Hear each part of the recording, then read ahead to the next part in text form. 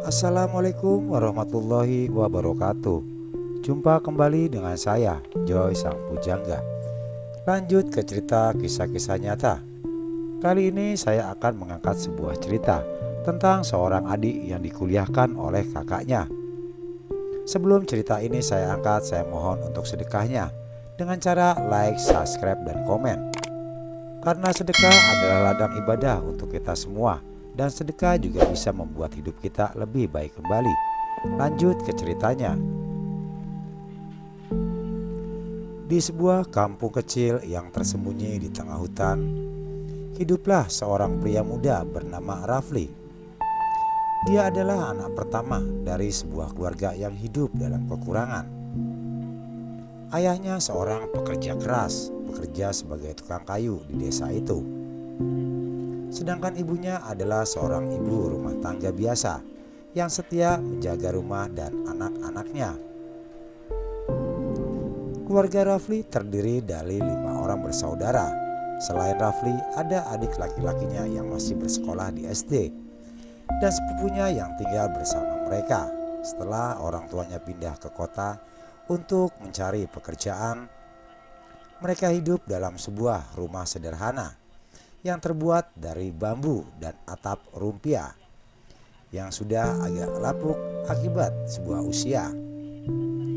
Kehidupan mereka adalah gambaran klasik dari keluarga dengan ekonomi menengah ke bawah.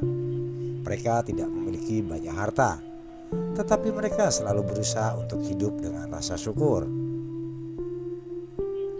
Setiap hari Ibu Rafli selalu masak dengan segala apa yang ada di dapur, berusaha menyajikan makanan yang cukup untuk keluarganya. Meskipun seringkali itu hanya nasi putih dengan lauk sederhana. Ayah Rafli bekerja sebagai tukang kayu. Sepanjang hari dia membuat berbagai jenis perabotan rumah tangga yang kemudian dijual di tetangga dan penduduk desa.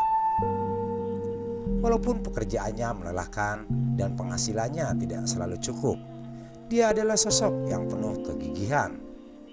Dia berusaha memberikan yang terbaik bagi keluarganya. Rafli sendiri adalah sosok yang sangat tangguh.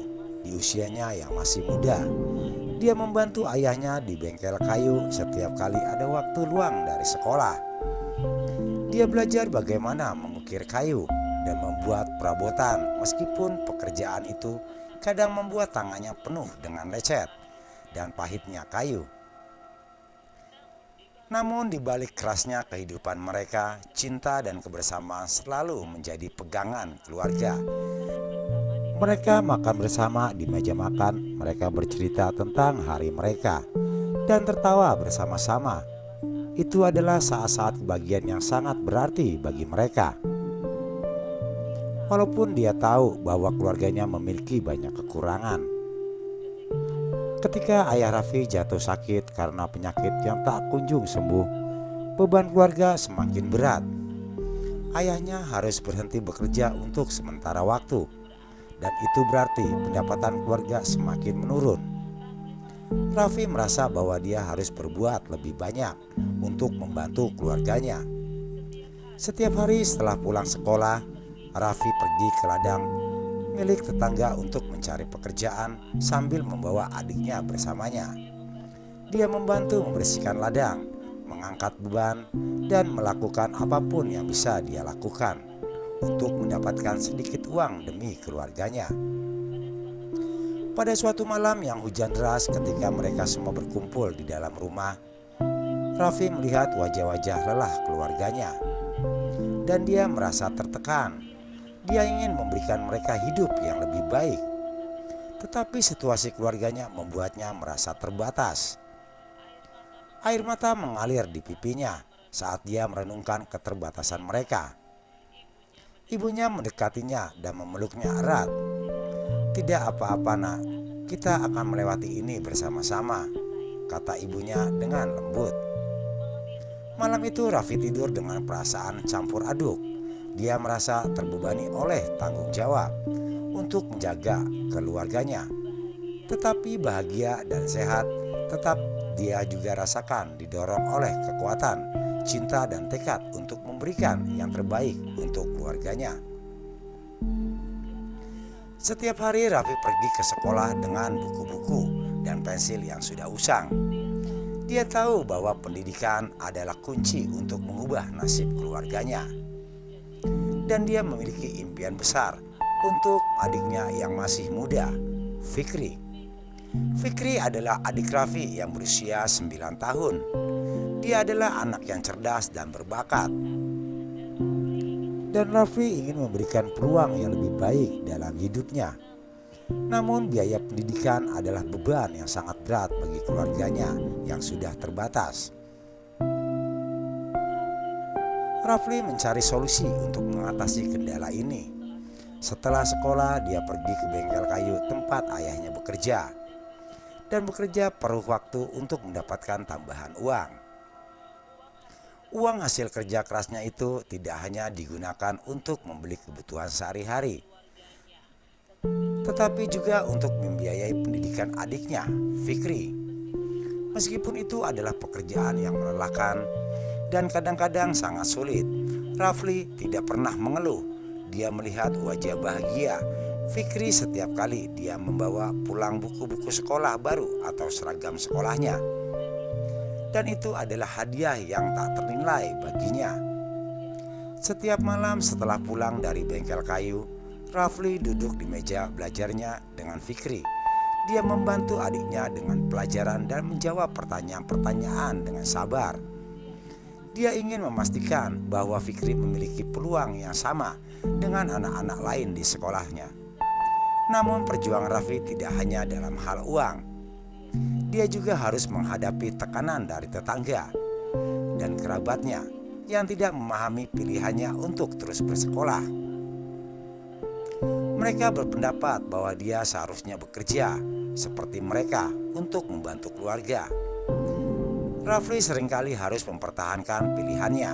Dengan tegas, dia tahu bahwa pendidikan adalah satu-satunya jalan untuk memberikan masa depan yang lebih baik bagi adiknya. Dan dia tidak akan mengorbankan impian itu. Suatu hari ketika Raffi dan Fikri pulang dari sekolah, mereka melihat sekelompok anak lain di desa bermain dengan senang hati. Mereka semua memiliki sepeda yang baru, yang merupakan hadiah dari orang tua mereka. Karena telah lulus ujian, Fikri melihatnya dengan penuh kagum. Raffi merasa sedih melihat ekspresi keinginan di wajah adiknya, Fikri. Dia tahu bahwa mereka tidak memiliki uang untuk membeli sepeda, dan itu membuatnya mereka terbatas dalam memberikan kebahagiaan kepada adiknya. Tetapi dia berjanji pada dirinya sendiri bahwa suatu hari nanti dia akan membelikan sepeda untuk Fikri. Malam itu ketika Fikri tertidur dengan buku pelajarannya di sampingnya, Raffi duduk di bawah lampu pelita. Di mata yang penuh harap, dia tahu bahwa perjalanan ini tidak akan mudah. Tetapi dia juga tahu bahwa cinta dan tekadnya akan membantu mereka melewati semua rintangan. Hari-hari terus berlalu dan perjuangan Raffi untuk memberikan pendidikan yang lebih baik bagi adiknya, Fikri, semakin sulit. Meskipun dia bekerja keras di bengkel kayu setiap hari dan mengorbankan waktu bermainnya untuk membantu Fikri belajar, dia seringkali merasa terbebani oleh keterbatasan ekonomi keluarganya. Setiap kali melihat teman-temannya di sekolah tampil dengan pakaian baru atau barang-barang yang dia impikan, dia merasa cemburu dan ingin memberikan hal-hal tersebut kepada adiknya. Tetapi dia tahu bahwa itu hanya impian yang sulit diwujudkan. Dalam kenyataan, tekanan semakin bertambah ketika dia mendengar kabar bahwa ada ujian penting yang akan datang. Ujian tersebut adalah pintu masuk untuk mendapatkan beasiswa penuh sekolah menengah yang lebih baik. Raffi tahu bahwa itu adalah kesempatan besar untuk Fikri. Tetapi dia juga tahu bahwa persiapan itu, ujian tersebut memerlukan buku-buku dan materi tambahan yang mereka tidak mampu beli. Dia mencoba mencari solusi. Dia pergi ke perpustakaan desa setiap hari setelah bekerja untuk membaca buku-buku pelajaran yang tersedia. Meskipun itu bukan pengganti buku sendiri, dia berharap dapat memberikan pengetahuan tambahan kepada adiknya. Rafli juga meminta bantuan kepada gurunya. Dia menjelaskan situasinya dan meminta guru untuk memberikan saran atau bahkan tambah untuk persiapan ujian Fikri. Guru tersebut yang sangat menghargai semangat belajar Rafli memberikan beberapa buku bekas yang bisa digunakan oleh Fikri. Malam-malam sebelum ujian, Rafli membawa Fikri mempersiapkan diri sebaik mungkin. Mereka belajar bersama hingga larut malam, dengan lampu pelita yang sederhana sebagai satu-satunya sumber cahaya mereka. Fikri belajar dengan tekun. Mereka terinspirasi oleh dedikasi kakaknya. Hari ujian tiba dan Fikri pergi ke sekolah dengan hati yang penuh harap. Rafli berdoa sepanjang hari, berharap bahwa adiknya akan berhasil dan ujian tersebut. Dia tahu bahwa hasil uji tersebut bisa menjadi penentuan masa depan Fikri. Ketika hasil ujian akhirnya diumumkan, Rafli merasa senang. Dia mencari nama adiknya dalam daftar hasil ujian dan menemukannya. Fikri telah berhasil meraih peringkat tertinggi dan mendapatkan beasiswa penuh di sekolah menengah yang lebih baik. Air mata kebahagiaan mengalir di mata Rafli saat dia memberitahu Fikri tentang hasil ujiannya. Mereka berdua merayakan kesuksesan Fikri dengan penuh sukacita. Dia tahu bahwa beasiswa tersebut adalah pintu masuk bagi adiknya menuju pendidikan yang lebih baik dan masa depan yang lebih baik. Ketika dia melihat adiknya yang bersemangat pergi sekolah menengah baru, Rafli merasa bangga dan haru. Dia tahu bahwa semua perjalanannya, semua kerja kerasnya dan pengorbanannya telah membuahkan hasil yang luar biasa. Dia juga merasa lega karena dia tahu bahwa adiknya akan memiliki atau peluang yang lebih baik dalam hidupnya. Meskipun Fikri berhasil mendapat beasiswa penuh di sekolah menengah yang lebih baik, keluarga Rafli masih menghadapi banyak kendala dalam kehidupannya sehari-hari.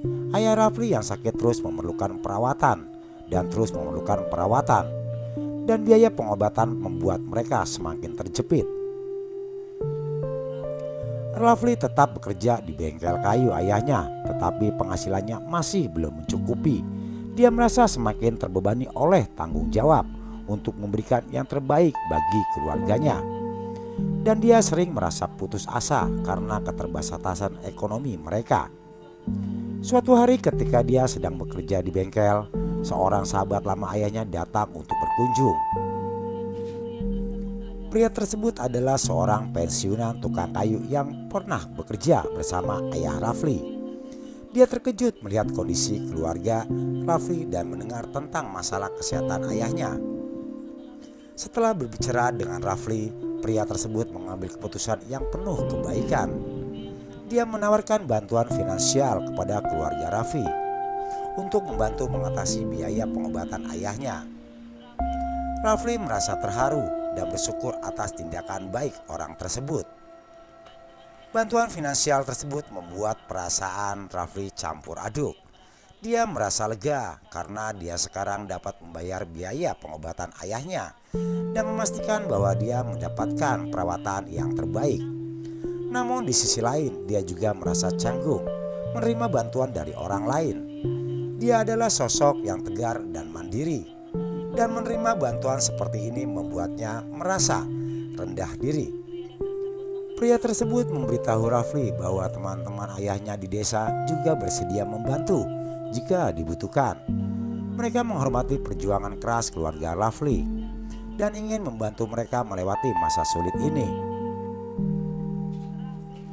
Rafli memutuskan untuk menerima tawaran bantuan tersebut demi kesehatan ayahnya dan kebaikan keluarganya.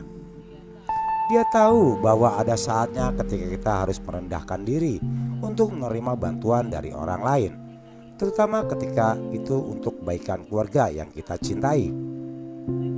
Dengan bantuan finansial tersebut, ayah Rafli dapat menjalani perawatan medis yang diperlukan.